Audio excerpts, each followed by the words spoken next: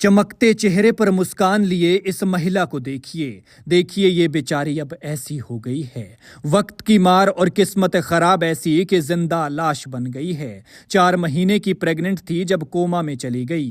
Coma में ही सब बेटे को जन्म दिया और 2 साल से कोमा में ही है और अब तो हाथ पैर तक मुड़ गए हैं। बीमारी ने शरीर आधा भी नहीं छोड़ा और शक्ल इतनी बदल चुकी है कि कोई पहचान ही ना पाए। बेटा बेचारा माँ को देखता रहता है और बेटी माँ को देख देख कर डिप्रेशन का शिकार हो गई है। कभी हंसता खेलता परिवार ऐसी मुसीबत में उलझा कि इस परिवार के हर सदस्य पर दुखों का पहाड़ टूट पड़ा। परिवार के मुखिया की नौकरी छूट गई, पत्नी कोमा में चली गई, माँ को कोमा में देखकर नन्ही बेटी मानसिक तौर पर बीमार हो गई और एक नन्हे बच्चे ने कोमा में पड़ी अपनी माँ की कोख से जन्म लिया, लेकिन ना माँ का दुलार हासिल कर पाया और ना ही माँ का दूध इस बच्चे को नसीब हुआ। परिवार का मुखिया अपने परिवार को संभालते संभालते खुद बिखरने लगा और लाखों रुपए का कर्जदार हो गया।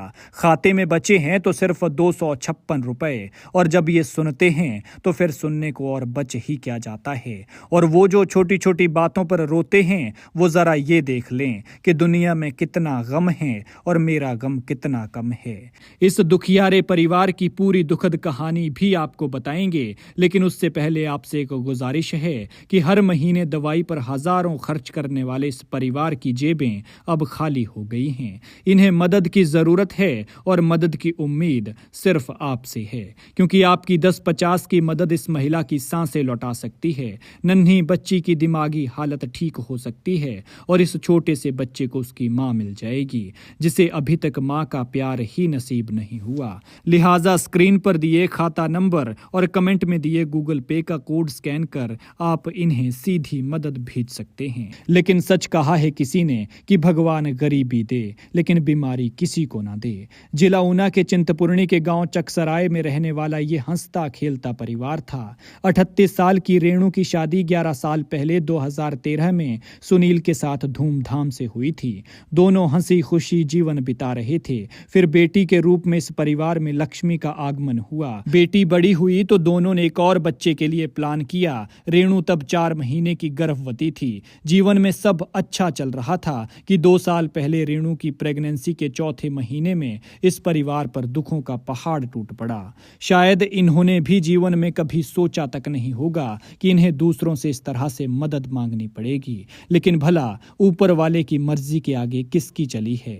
वरना देखिए रेणु क्या होती थी और अब हाल क्या हो गया है। हार श्रृंगार और ओढ़ने पहनने की शौकीन रेणु आज इस स्टेज पर आ गई है कि परिवार भी सोचता है बस भगवान इसे ठीक कर दे तो पूरा परिवार ठीक हो जाएगा। चंडीगढ़ में नौकरी कर रहा सुनील अच्छे पैसे कमाने लगा, जिससे गुजारा अच्छा खासा चलने लगा। सुनील के परिवार में अब सुनील, उनकी पत्नी, 2 बच्चे बेटा और बेटी, सुनील की माँ और सुनील की नानी रहते हैं। लेकिन बेचारे इस परिवार पर वक्त की मार ऐसी पड़ी कि कभी कभी तो ऐसा लगता है कि बाजार से सब्जी ही लानी पड़े तो उसके लिए भी पैसे खत्म हो जाते हैं। रेणु को सबसे पहले 2022 में अचानक सांस लेने में दिक्कत होने लगी। फिर उसे ऊना अस्पताल ले जाया गया, जहां से उसे पीजीआई चंडीगढ़ रेफर कर दिया। यहां परिवार को रेणु के फेफड़ों के फेल होने का पता चला, जिसके बाद वो कोमा में चली गई। रेणु तब 4 महीने की गर्भवती थी। परिवार को अब 2 जिंदगियों की चिंता हो रही थी, एक रेणु और दूसरी जो उसके पेट में पल रही थी। कोमा में इलाज के दौरान बच्चा गर्भ में पलता रहा और पूरे 9 महीने बाद पीजीआई में ऑपरेशन के बाद रेणु ने एक स्वस्थ बेटे को जन्म दिया। लेकिन ये कमबख्त ऐसा अभागा पल था कि जिसमें एक नन्हे बच्चे को माँ का आंचल और दुलार नहीं मिल पाया और माँ भी ऐसी अभागी रही कि अपने नवजात बेटे के सिर पर प्यार से हाथ भी नहीं रख पाई और ना ही उसे सीने से लगा पाई। ये मार्मिक दौर यहीं खत्म नहीं हुआ, क्योंकि नवजात बेटे को माँ का दूध भी नसीब नहीं हो पाया और उसका पालन पोषण पैकेट वाले दूध से होने लगा। माँ आज दिन तक भी अपने बच्चे को नहीं पुकार पाई है और ना ही बच्चे को दुलार कर पाई है। बच्चा अब लगभग 1.5 साल का हो चुका है और पूरे घर में घूमते हुए शरारतें करता है, लेकिन माँ ऐसी निश्चल पड़ी है कि वो अपने बच्चे की अटखेलियां भी नहीं देख पा रही है। रेणु के बीमार होने के बाद घर की बड़ी बेटी को मजबूरी में उसकी नानी के पास भेज दिया गया, जहां वो पढ़ाई कर रही है। इस बच्ची का अपनी माँ रेणु से बहुत प्यार था। हंसी खुशी के पलों में दोनों माँ बेटी खूब लाड प्यार और बातें करती थी। लेकिन रेणु के बीमार होकर कोमा में चले जाने के बाद सब बदल गया है। बच्ची को उसकी माँ की आवाज़ आज दिन तक नहीं सुन पाई है, जिससे वह पूरा दिन बातें किया करती थी। माँ की ऐसी हालत देखकर नन्ही बच्ची के कोमल मन पर ऐसा प्रभाव पड़ा कि वो खुद डिप्रेशन का शिकार हो गई। सुनील अब अपनी पत्नी रेणु के साथ साथ अपनी नन्ही बच्ची का भी पीजीआई में इलाज करवा रहा है। वो चाहकर भी अपनी बच्ची को अपने पास नहीं रख पा रहा है। नन्ही बच्ची अपने घर में अपने नन्हे भाई के साथ खेलने और अठखेलियां करने से भी महरूम है। रेणु के बीमार होने और कोमा में चले जाने के बाद सुनील की नौकरी छूट गई और वो परिवार को संभालने घर आ गया। सारी जमा पूंजी रेणु के इलाज में लग गई और धीरे धीरे सुनील ने रिश्तेदारों और जान पहचान वालों से लाखों रुपए का कर्जा लेकर रेणु के इलाज पर लगा दिया। बीच में कुछ लोगों ने उसकी मदद भी की, लेकिन ये मदद नाकाफी रही।